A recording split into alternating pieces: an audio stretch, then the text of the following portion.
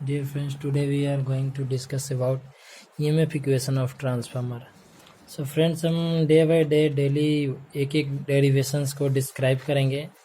और एक चीज़ याद रखें, कभी भी टेक्निकल फील्ड में या किसी मैथमेटिक्स की दुनिया में कोई भी चीज़ फिक्स नहीं होता, हर चीज़ कहीं ना कहीं से डिराइव किया हुआ होता है।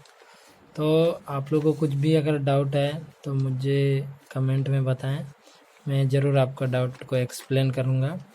और इससे इस डेरिवेशन के अंदर भी अगर कोई फार्मूला आपको ऐसा लगे कि जो अननोन है तो उसको मैं एक्सप्लेन करूँगा आपको। Okay, so let's go. EMF equation of transformer. ठीक है, सो फर्स्टली हमको क्या जानना है कि हम बोलते हैं कि current is directly proportional to flux, but how current is directly proportional to flux. तो हमने ऐसा देखा है कि हम अगर सपोज हमारा जनरेटर का वाइंडिंग्स है, इसमें हमने क्या किया, सप्लाई दिया, वोल्टेज इसके अक्रॉस सप्लाई दिया, तो इसमें ये क्या क्लोज सर्किट है, तो इसके अंदर करंट फ्लो होगा। करंट फ्लो होने से क्या होगा, आपका जब किसी भी इंडक्टर के अंदर करंट फ्लो होता है तो एमएमएफ प्रोड्यूस होता है। एमएमएफ प्रोड्यूस होता है मीन्स आपका क्या है, एमएमएफ का फॉर्मूला क्या है, number of turns into current. तो हमने मान लो प्राइमरी सेकेंडरी वो हम बाद में देखेंगे, number of turns into current है। ठीक है, अब हमको मैग्नेटिक सर्किट से पता है कि फ्लक्स का फॉर्मूला क्या होता है। मैग्नेटिक सर्किट आप पढ़ेंगे कभी तो पता चलेगा आपको। मैग्नेटिक सर्किट के लिए फ्लक्स का फॉर्मूला होता है एमएफ अपॉन से रिलक्टेंस, एमएफ अपॉन से रिलक्टेंस। तो इसमें क्या है, आपको फ्लक्स का फॉर्मूला है एमएफ अपॉन से रिलक्टेंस। आपको एमएफ इक्वल टू है number of turns into current, तो इसको पुट करेंगे यहाँ पे एन इंटू आई अपॉन से reluctance equal to S.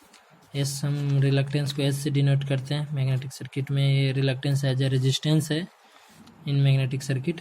Okay, सो अभी यहाँ पे हमको क्या होता है, दो पैरामीटर कांस्टेंट है, ये भी कांस्टेंट है, रिलक्टेंस भी कांस्टेंट है।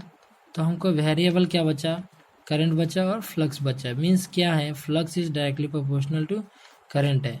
तो आज मैंने आपको एक चीज़ डिस्क्राइब किया, तो वन बाय वन करके आपको कोई भी चीज़ है तो ऐसा कुछ भी फिक्स नहीं है कि हाँ ऐसा ही होता है, फ्लक्स है तो करंट के प्रोपोर्शनल ही होता है, ऐसा कुछ नहीं है। उसका कहीं ना कहीं से डिस्क्राइब किया हुआ, या तो उसके प्रॉपर्टीज़ के अकॉर्डिंग होगा, नहीं तो कहीं ना कहीं डेरिवेटिव होगा वो। ठीक है, हम नेक्स्ट चलते हैं। अभी क्या है, ये जैसा हमारा ये आई का इंस्टेंटेनियस वैल्यू लिखते हैं, I equal to I M sine omega T. Similarly flux के साथ भी वैसा ही होगा, phi M sine omega T. Okay, so now we have go to EMF equation of transformer. तो फर्स्टली हम क्या लेंगे, एक साइनोसॉइडल वेव रहेगा हमारा, जो भी सप्लाई वोल्टेज रहेगा उसके अकॉर्डिंगली हमारा फ्लक्स का भी क्या होगा, साइनोसॉइडल वेव फॉर्म रहेगा। तो हम यहाँ पे हमारा जो ट्रांसफार्मर का बेसिक प्रिंसिपल है वो क्या है, Faraday's law of electromagnetic induction है। तो according to Faraday's law of electromagnetic induction, Faraday's law of electromagnetic induction,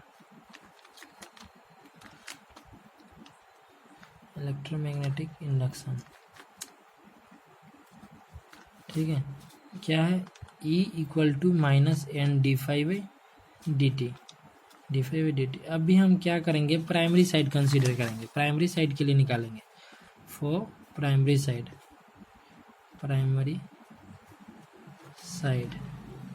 तो प्राइमरी साइड के लिए क्या करेंगे, E1 लिख देंगे minus N1 D phi one upon से डी टी। अभी हमको क्या है, E1 equal to minus N1 D phi one की जगह पे क्या लिख सकते हैं, phi M sine omega T upon से डी टी। अभी इसको हमको डिफ्रेंशिएट करना है विथ रेस्पेक्ट टू टाइम। तो माइनस N1 कांस्टेंट है, इसमें कोई भी चीज़ जब मैक्सिमम होता है, किसी भी चीज़ का मैक्सिमम होता है तो वो कांस्टेंट होता है। तो फाई एम क्या है, मैक्सिमम है, मीन्स वो क्या है, वो कांस्टेंट है। कांस्टेंट का डिफरेंशिएशन नहीं होता, ठीक है। फिर हमको क्या बचा, D sign omega T. Omega T में भी क्या है, ओमेगा एक एक्जुलरी पॉइंट, ओमेगा को हमको फिर से डिफरेंशिएट करना पड़ेगा ओमेगा टी को। तो इसमें हमको क्या आएगा, ओमेगा टी नीचे आएगा, फिर इधर ओमेगा टी को हम ओमेगा को बाहर ले लेंगे और D T by D T हो जाएगा हमारा डिफरेंशिएशन। ये कैंसल आउट होगा, आपका आ जाएगा E1 equal to minus N phi M sine omega T की जगह पे साइन ओमेगा टी का डिफरेंशिएशन हो जाएगा कॉस ओमेगा टी, और ये ओमेगा बाहर आ जाएगा, ठीक है। तो अभी क्या है, minus cos theta equal to हम क्या लिख सकते हैं, साइन थीटा माइनस 90, ऐसा लिखते हैं। एक्चुअल में क्या होता है, कॉस थीटा इक्वल टू होता है sine 90 minus theta, so minus cos theta equal to हो जाएगा साइन थीटा माइनस 90। सो हम यहाँ पे क्या कंसीडर करेंगे, E1 equal to N phi M omega sine theta minus 90 को पाई बाई 2 लिख सकते हैं। सो अब हमको क्या करना है, मैक्सिमम EMF कब प्रोड्यूस होगा, मैक्सिमम EMF कब प्रोड्यूस होगा, जब ये साइन का वैल्यू पूरा 1 होगा तब हमको मैक्सिमम EMF प्रोड्यूस होगा। तो फॉर ई मैक्सिमम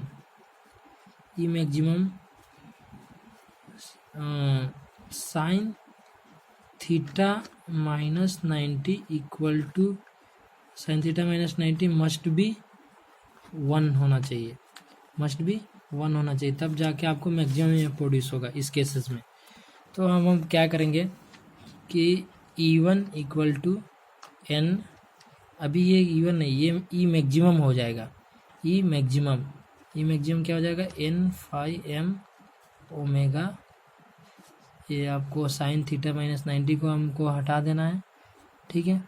तो अभी ये क्या है, ओमेगा क्या, व्हाट इज ओमेगा, ओमेगा एक एंगुलर फ्रीक्वेंसी है, जो उस ओमेगा का वैल्यू क्या है 2 पाई एफ। ये भी मैं एक दिन आपको डिस्क्राइब कर दूंगा, omega equal to 2 pi F कैसे आता है। अभी फ़िलहाल इस मतलब इक्वेशन पे कॉन्सेंट्रेट करते हैं, ठीक है। तो अभी हम डालेंगे n equal to phi M omega की जगह पे 2 पाई एफ, ठीक है। सो अभी हमको क्या, एक्चुअल में हम जब भी वोल्टेज या करंट की बात करते हैं तो हम आरएमएस वैल्यू की बात करते हैं। सो हम आरएमएस वैल्यू फाइंड आउट करेंगे। तो E1 आरएमएस वैल्यू क्या होता है, मैक्सिमम अपॉन से √2 होता है। ये भी डिस्क्राइब किया हुआ है, ऐसा नहीं है, ये भी डिस्क्राइब किया हुआ है आरएमएस मैक्सिमम अपॉन से √2 ही क्यों होता है, वो कभी अगर टाइम मिला तो बताऊंगा। तो अभी हम फिलहाल इस पे कॉन्सेंट्रेट, हमारा मैक्सिमम वैल्यू कितना है 2 pi F into N phi M, N की जगह N1 है, सॉरी फॉर मिस्टेक, सभी जगह पे N1 है क्योंकि हम प्राइमरी की बात कर रहे हैं, ओके। अपॉन से √2, ये √2 से ये 2 में जाएगा, √2 मतलब फिर आपको √2 का वैल्यू कितना होता है 1.414, उसके बाद क्या हो जाएगा phi M F into N1। तो ये है आपका E1 आरएमएस, मतलब प्राइमरी साइड में जो EMF प्रोड्यूस होगा उसका आरएमएस वैल्यू है ये, ठीक है। सिमिलरली आप अगर E2 निकालोगे तो सेम टू सेम ऐसा ही आएगा इक्वेशन, सिर्फ N1 की जगह पे N2 हो जाएगा बस। तो E2 आरएमएस इक्वल टू क्या हो जाएगा 1.414 एम एफ N2। अभी हम बोलते हैं ना ट्रांसफॉर्मेशन रेशियो की, जब बात करते हैं हम बात करते हैं ट्रांसफॉर्मेशन रेशियो की। ट्रांसफॉर्मेशन रेशियो आप क्या बोलते हो, N2 अपॉन से N1 equal to V2 upon से V1 equal to I1 upon से I2 equal to constant K बोलते हो ना, यही है ना आपका ट्रांसफॉर्मेशन रेशियो। तो हम क्या किया है, हमने इसको याद कर लिया, ऐसा कुछ नहीं है, हमको क्या है कुछ नहीं करना है। वो जो हमारा E1 E2 आया है ना, उसको हमको सिर्फ डिवाइड करना है, 2 इक्वेशन है, दोनों को हमको सिर्फ डिवाइड करना है। सो E1 RMS अपॉन से E2 RMS, divide this 2 equation, आपको क्या मिलेगा, आपको ऐसा मिलेगा E1 RMS का वैल्यू क्या है 1.414 M F into N1 upon से 1.4145 MF N2। सो ये पार्ट आपका कैंसल आउट हो जाएगा, आपको बचेगा क्या, E1 अपॉन से E2 अपॉन से N1 अपॉन से N2। सो ये पैरामीटर्स है। अब बचा बात करंट का। करंट का क्या है, करंट कैसा है आपका, करंट कैसा I1 अपॉन से I2 है, वो भी आपको मैं बताता हूँ। अभी क्या होता है आपका पावर का, ट्रांसफार्मर का जो फर्स्ट डेफिनेशन है उसमें ऐसा लिखा हुआ है, विथ मतलब पावर कांस्टेंट रखते हुए, पावर फ्रीक्वेंसी को कांस्टेंट रखते हुए आपका वोल्टेज और करंट लेवल को अप एंड डाउन करता है ट्रांसफार्मर। यही बेसिक वर्क है उसका। तो आपको क्या है, P इक्वल टू क्या होगा, प्राइमरी साइड में वोल्टेज क्या होगा, V1 I1 P equal to होगा। फिर सेकेंडरी साइड में क्या होगा, V2 I2। तो जब आप बात करोगे ना, जब इन दोनों को डिवाइड करोगे, ये दोनों इक्वेशन को, तो आपको ऐसा आएगा P अपॉन से P V1 I1 अपॉन से V2 I2। तो ये हो जाएगा, आपको ये कैंसल आउट हो जाएगा, ये I2 अपॉन से I1 equal to V1 upon से V2।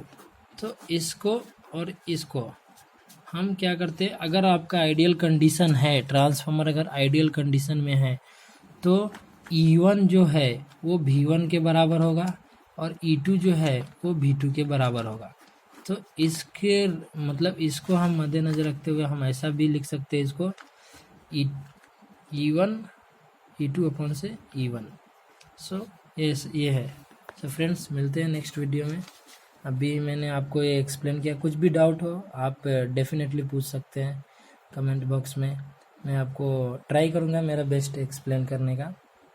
बाकी थैंक यू वेरी मच।